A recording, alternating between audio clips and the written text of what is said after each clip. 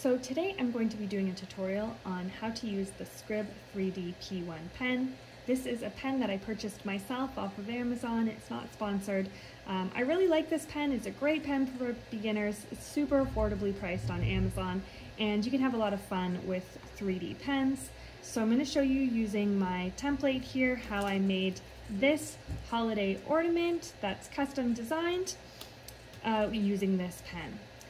So I'll just show you some of the features to get started. This pen, despite its low price, does have a lot of really nice features. So it has the LCD screen here, so you can actually set the temperature of the pen, the hot end, and you can adjust it by degrees. I've got it set to 175, which is the temperature for PLA here. And I'm going to be using this PLA filament, which I'll again link in the description. The pen is compatible with PLA and ABS, and so you can use either. I like using PLA, it's easier to work with, and you don't have to worry about venting or fumes or anything like that with the PLA. It has a few other features here. It has this toggle, which adjusts the speed of which the filament comes out of the pen, out of the hot end here. So if you are used to drawing with a certain pace, then you might want to adjust the speed at which the filament comes out so that you can make sure that you have your pen working perfectly while you draw. There's also the forward button and the backward button here. The forward button obviously moves your filament forward through the hot end, and the back button is for unloading your filament. So I'll just show you with my filament here. I'm going to place it into the filament end here and press the forward button, and I can feel that the filament is starting to move through the pen. And it does take a little bit of time for the filament to come out the hot end here. Remember that this end is quite hot. It definitely poses a burn risk. So if you're using these type of pens with kids, they need to be supervised. You should typically do these kind of crafts and projects with older kids who are aware of those burn risks. So you can see that the filament is coming out of the pen now, and so I can just place it on my paper here to make sure that it's not sticking to the nozzle. I use laminated paper when I'm working with a 3D pen and use these templates. Laminated paper just makes it so easy to peel off your design off the paper and reuse the design. So if you mess up, you can just simply peel it off and start again. So I really like using laminated paper.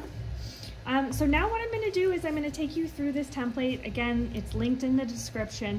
I'm going to show you how I use the pen, but in a fast forward mode to make this design.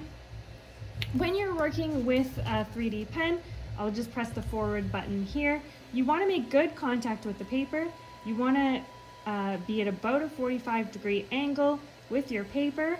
And then again, you kind of want to get a sense of how fast you need to move such that you're getting a nice thick line, but you're not getting any blobs. So as you can see at the beginning of my line there, I had a little bit of a blob, which is because I didn't anticipate when the filament was coming out, but then my line got a lot more smooth as I moved. And again, I had to press this button to control the filament extrusion through the pen.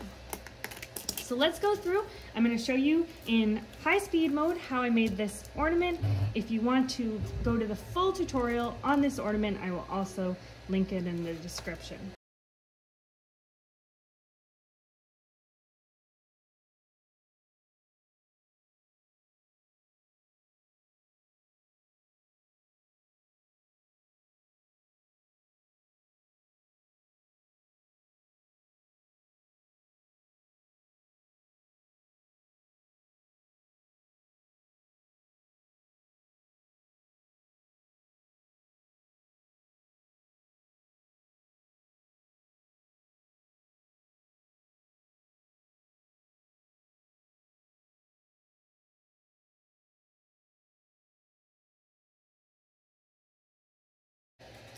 Okay, so here's the final product. I am super happy with how it turned out. Definitely will be making one for everyone in the family.